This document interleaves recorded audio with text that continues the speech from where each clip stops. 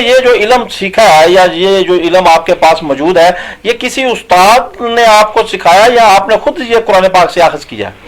اصل چیز ہے کوئی بھی جو چیز ہے نا بغیر استاد کے نہیں سیکھی جاتی. جیسے ایک انسان کو کوئی بھی انسان ہوتا ہے اس سے پوچھتے ہیں تیرے باپ کا کیا نام ہے, وہ کہے میرا باپ ہی نہیں, تو وہ انسان تو قابل قبول نہیں ہوگا. تو اسی طرح مثال کے طور پہ علم, کوئی بھی علم ہوتا ہے, کوئی بھی فن ہوتا ہے, یہ علم جو ہمیں اپنے استادوں سے ملا ہے, سینہ بسینہ ملا ہے, مگر اس کے ساتھ ساتھ ایسا ہوتا ہے جیسے میرے کوئی استاد ہیں, الحمدللہ میں نے اتنی محنت کی ہے, اللہ نے مجھے استادوں سے بھی آگے, ٹھیک ہے استاد ہیں میرے, مگر وہ بعض ایسے کوئی مسئلے ہوتے ہیں, الحمدللہ مجھ سے مشاورت کرتے ہیں استاد, کہ محنت جتنی آپ محنت کرو گے اتنا اللہ تعالیٰ آپ کو آگے بڑھائے گا.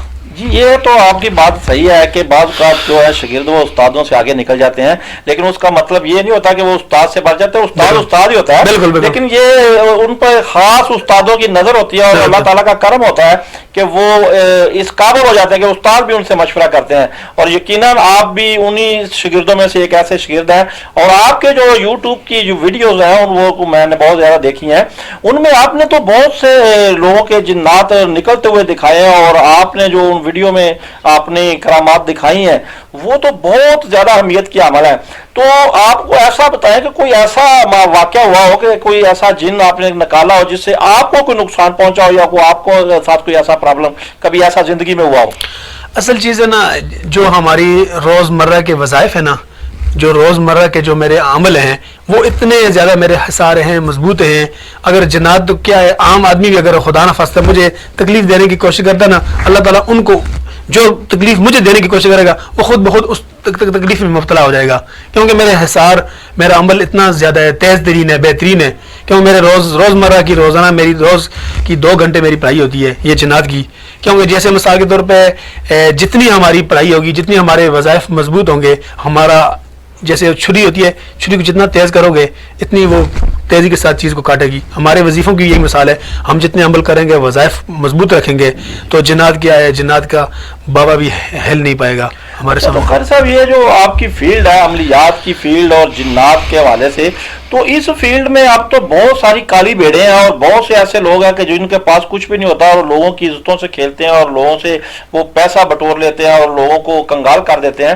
تو آپ تو الحمدللہ ایک بڑے اچھے ماہر ہیں اور بڑے اچھے طریقے سے کام کر رہے ہیں, تو کیا آپ بھی ان لوگوں کے خلاف جو وہ غلط عمل کرتے ہیں ان کے کاٹ کرنے میں کچھ پیسے وغیرہ لیتے ہیں, یا کہ آپ فی سبیل اللہ بھی کچھ کام کرتے ہیں؟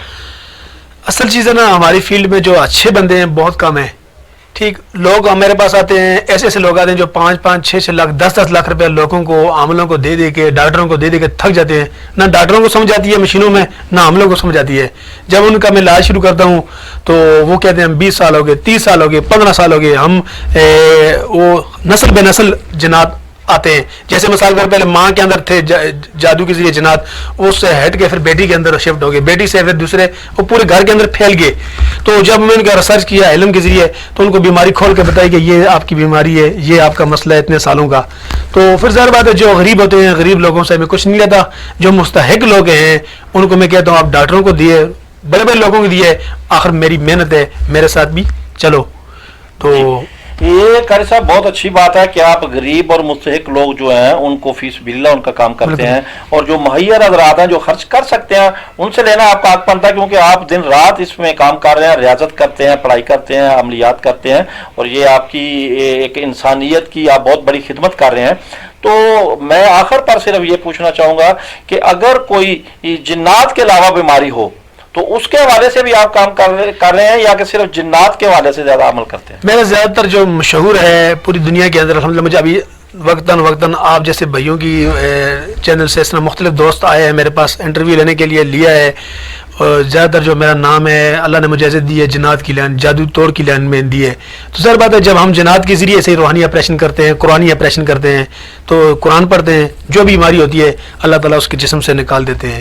جی ناظرین, یہ ہمارے ساتھ آج موجود تھے قاری عبداللہ صادق نقشبندی صاحب, جنہوں نے روحانی علاج کے حوالے سے اور جنات کے حوالے سے, عملیات کے حوالے سے, اور اس فیلڈ میں جو کالی بھیڑیں ہیں ان کی نشاندہی کرتے ہوئے اپنی گفتگو سے ہمیں نوازا اور بہت زیادہ اچھی معلومات دی.